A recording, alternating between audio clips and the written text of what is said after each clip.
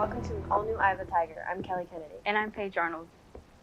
Roseville High School's construction plans have shifted from last year. Certain projects have been completed ahead of schedule, causing teachers to move classrooms and double up. We go to Owen Pixler for more.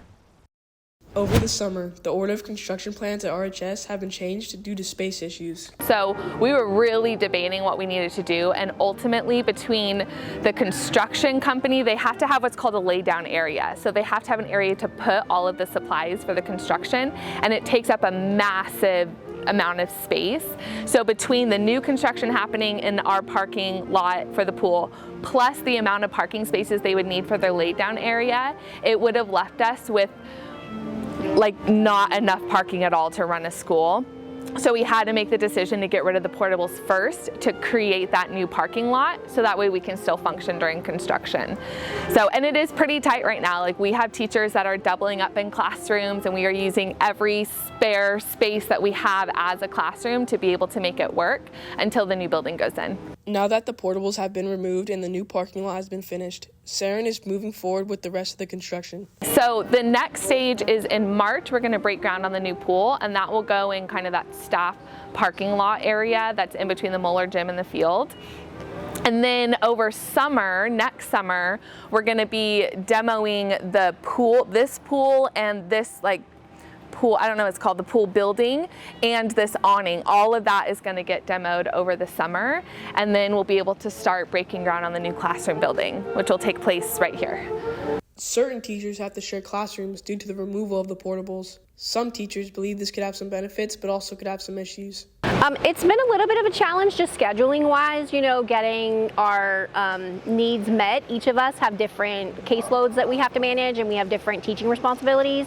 So just making sure that each of us uses the space in a way that doesn't impact the other one. Yeah, I think our biggest frustration is that it doesn't seem to be a streamlined system on how to set up a new teacher. So for example, we're in our 5th week of school, and she still doesn't have her own phone, even though the request went in May. So that's difficult. Just getting her ready for the first day of school in that room too, it was just difficult that way. I definitely don't mind sharing a classroom with another teacher. It hasn't impacted me too much. It is a little bit of a bummer to have 4th period prep and have another class in there, but the students in there have been really great, and the other teacher that's in there is fantastic as well. But sometimes, you get to the end of the day and it's like you just want to have a little space to yourself, but it is what it is. Although Moneymaker and Riley are affected by this change, they are excited for the future of this construction. Yeah, the new classroom building, we're super excited about that. It'll be great to have everyone in my department together, which we're kind of spread out right now.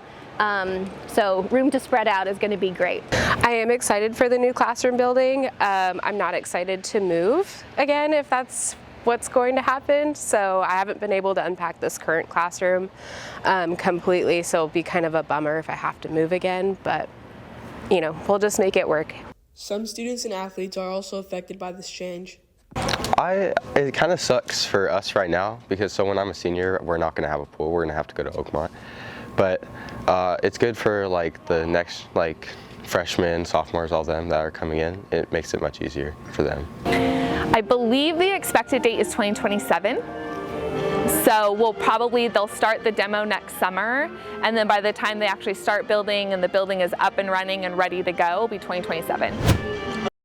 Thanks, Ellen. Now we go to Danny Gibaneski with sports. Good morning and welcome to this Friday's edition of EOTSN. I'm Danny Gibanescu. Starting on the football field, the Tigers have a game tonight at West Park. This is the first time the two schools have ever met during the football season, and the Tigers hope to continue to dominate West Park across all sports. This game means the world to us. We've been waiting to play them since it was summer, and we just really want to come out and perform. We had a good week of practice, and we're just expecting that the game just goes our way. I think we win. At the end of the day, I think we win. I think it's not going to be an easy win, but I think if the defense does their job and the offense does their job and goes down the field and scores and defense stops them from scoring, then we'll do a great job. I think it's really personal. They have a lot of talk. They have a lot of mouth. They like to say a lot about our school. They like to talk down on our school, and I think our school is just a better school in every sport. We beat them in basketball last year. We beat them in a lot of sports. I expect to come beat them in football this year. Staying on the field, on Wednesday, girls flag football lost to Ponderosa but are looking to come back and win against McClatchy on the 16th. Yesterday, girls volleyball lost to Pleasant Grove, however they start league games next Tuesday against Yuba City. In other sports news, on Wednesday, the girls' golf match got canceled due to excessive heat and will be rescheduled to a later date. Lastly, boys water polo went 0-2 this week and the girls went 1-1. Boys play Wood Creek today and both teams play Casa Roble on Monday. That's all on your home for Roseville High School sports, top plays, breakdowns, and more. Eye of the Tiger Sports Network, EOTSN. And now we go over to entertainment. Thanks, Danny. On Wednesday, the Minecraft movie trailer dropped, and just take a look.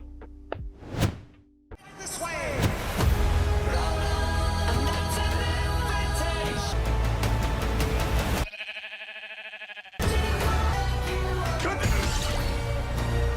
Anything you can dream about here, you can make. Who are you? I am Steve. This is not lit. As somebody who grew up playing Minecraft all through my childhood, and especially during COVID, this hurts me. This is not my Minecraft, no. This is Dig Create. I'm gonna be real and say that this looks horrible. All they did was put a blue shirt on Jack Black playing Steve and said, bank. Why is this live action? Just put the fries in the bag, bro. I didn't know who thought this was a good idea. My day is ruined, and now my childhood is ruined. I think the designs for the animals and the creeper isn't as bad, and I like that Jack Black is in this, but everything else just gives me the urge to get a lobotomy. Maybe two. I hope it's not as bad as we think when it comes out, but I don't think there's any chance of salvaging this. Minecraft, you sold the bag. I'm Anthony McFarland, and now we go back to news. Thanks, Tony. An English teacher on campus devoted their summer to raising a baby bird. We go to Addie King with more. As the bird breeding season starts, Allison Ward and her family help rescue the birds nesting in her backyard. But due to many factors, the chance of a nestling making it to adulthood is very low.